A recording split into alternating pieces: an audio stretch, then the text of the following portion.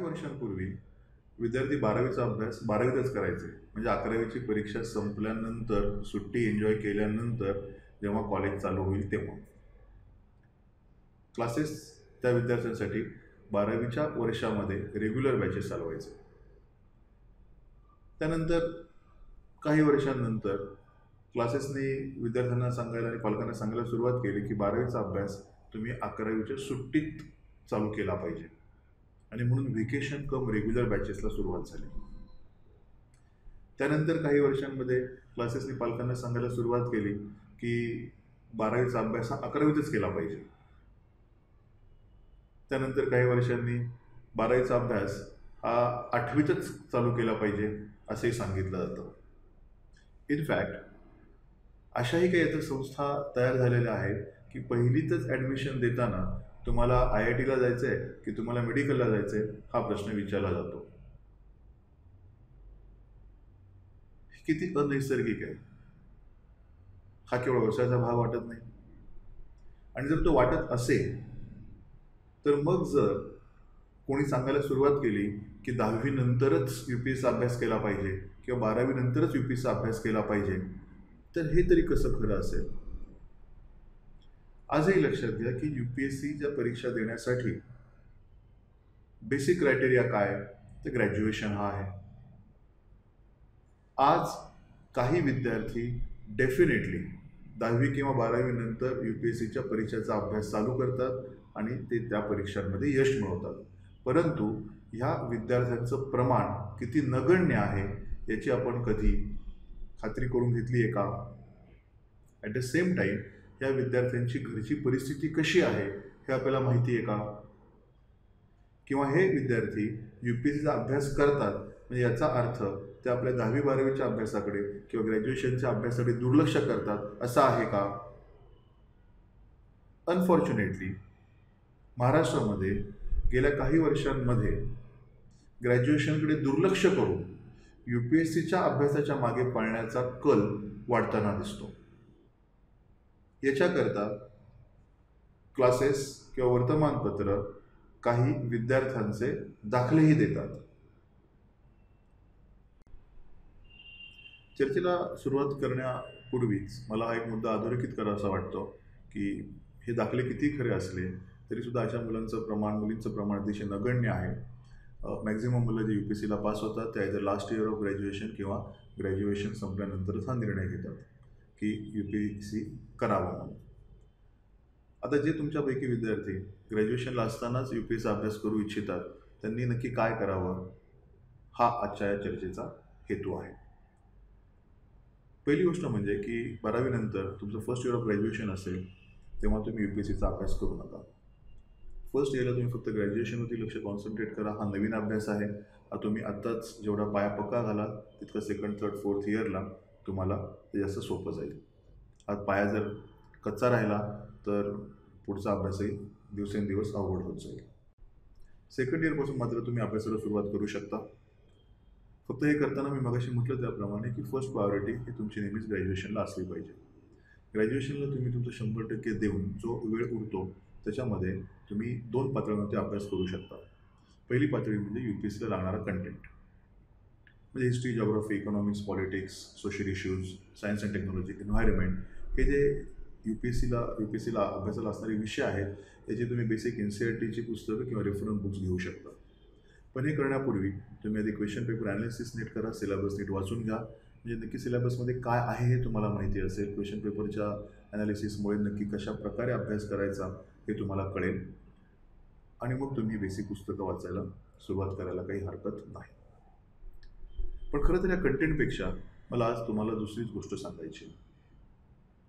Over the period जर तुम्ही बघितलं गेल्या 10 वर्षांमध्ये तर ज्यांचं ग्रॅज्युएशन स्ट्रॉंग आहे असेच विद्यार्थी UPSCला पास होताना दिसतात.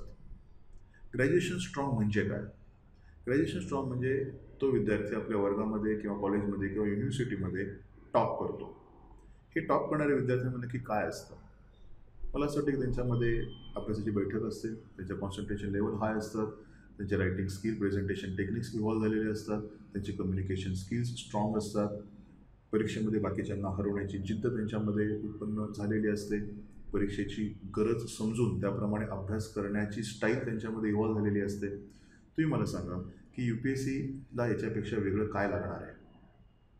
वेगळं फक्त एकच लागतं, तो म्हणजे कंटेंट.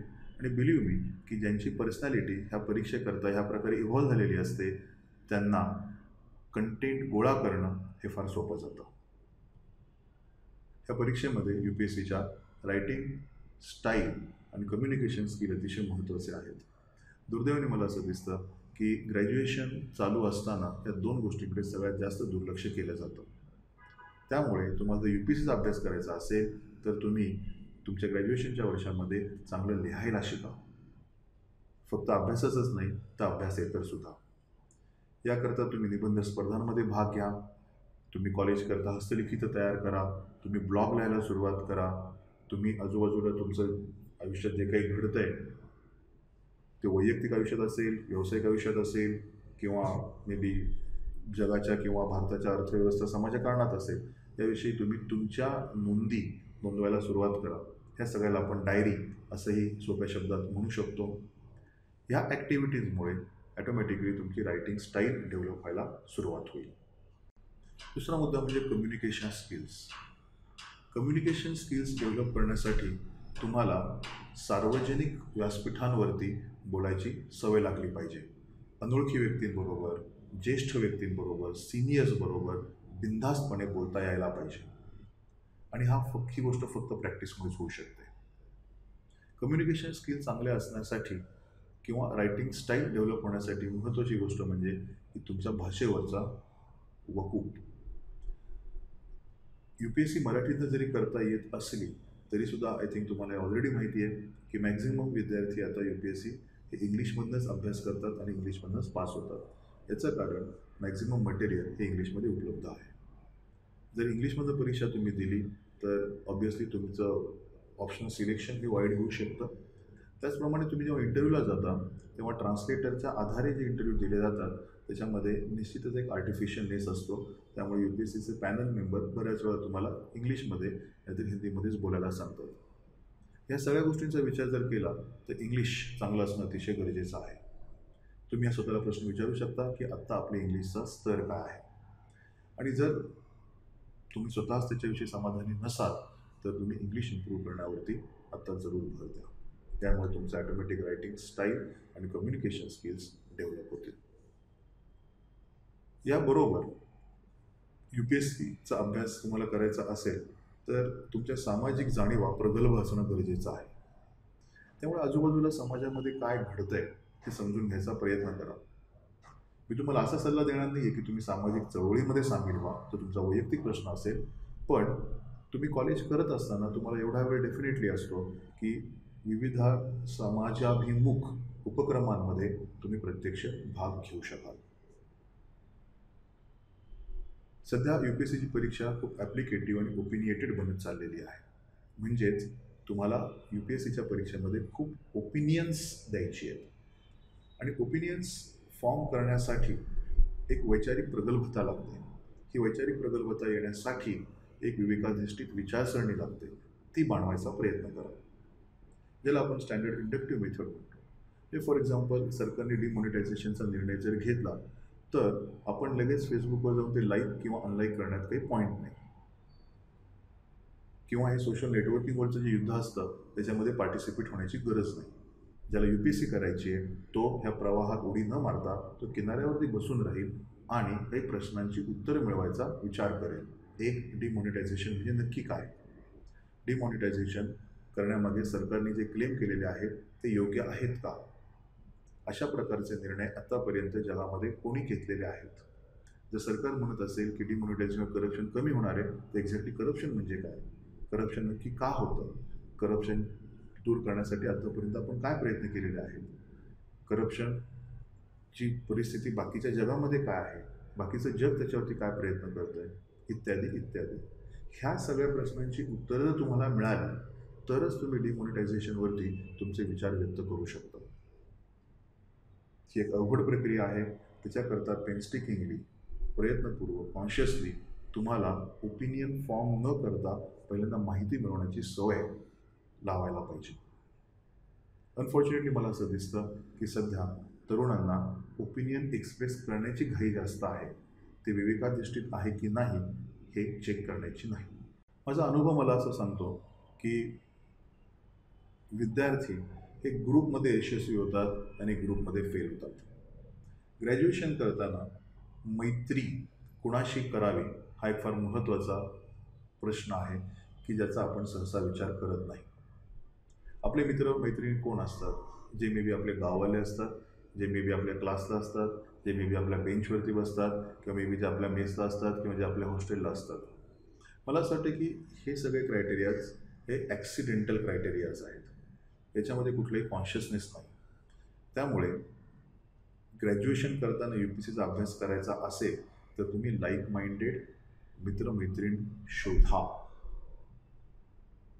ज्यांना आयुष्यात काहीतरी करायचं आहे, जे आयुष्याविषयी सिरियस आहेत, ज्यांना ग्रॅज्युएशनच्या वर्षांचं महत्त्व कळतं आहे, असेच मित्रमैत्रीण आपल्या जवळ असणं गरजेचं आहे.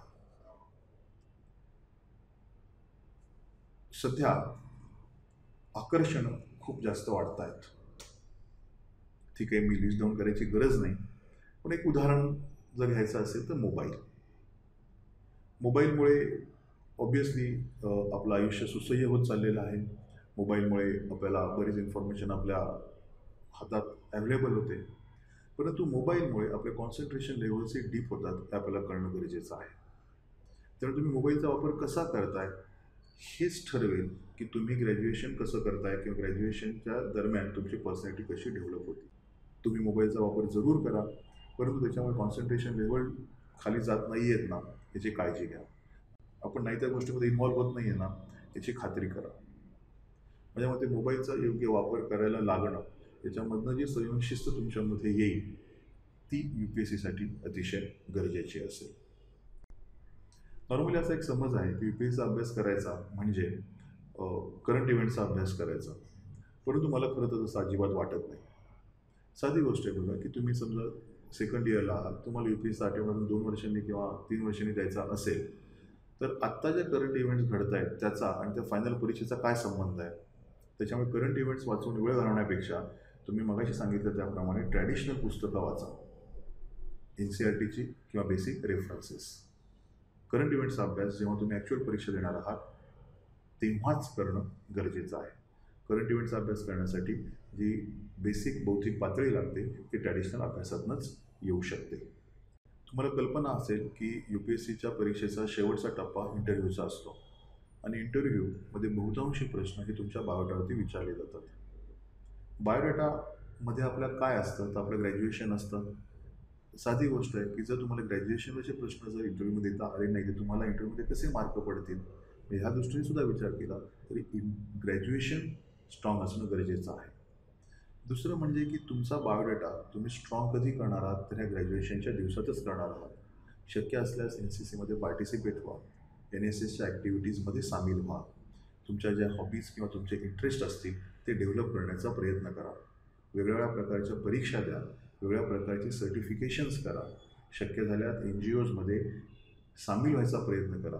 ह्या सगळ्या गोष्टी जर तुमच्या बायोडाटावरती आल्या तर इंटरव्ह्यूला त्याचा तुम्हाला डेफिनेटली फायदा होऊ शकेल.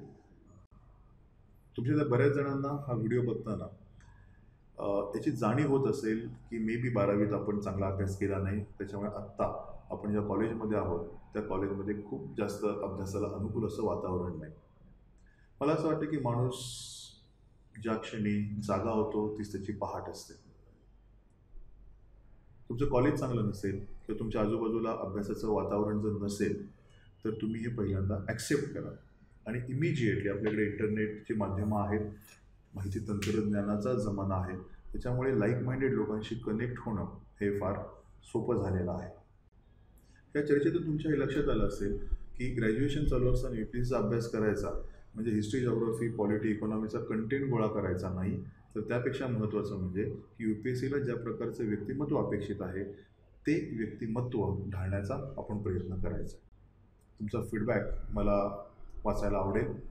admin@upscmantra.com तुम्ही मला मेल पाठवू शकता. आणि ग्रॅज्युएशन करताना UPSCचा अभ्यास करण्यासाठी अजून काय केलं पाहिजे म्हणजे उदाहरणार्थ कसं वाचावं, कसं लिहावं, नोट्स कशा काढाव्यात, ऑप्शन कसं सिलेक्ट करावा, क्वेश्चन पेपरचं ॲनालिसिस कसं करावं, अशा प्रकारचे अनेक व्हिडिओज तुम्हाला आमची वेबसाईट upscmantra.com वर सापडतील. तुम्ही तिथे जरूर भेट द्या. धन्यवाद.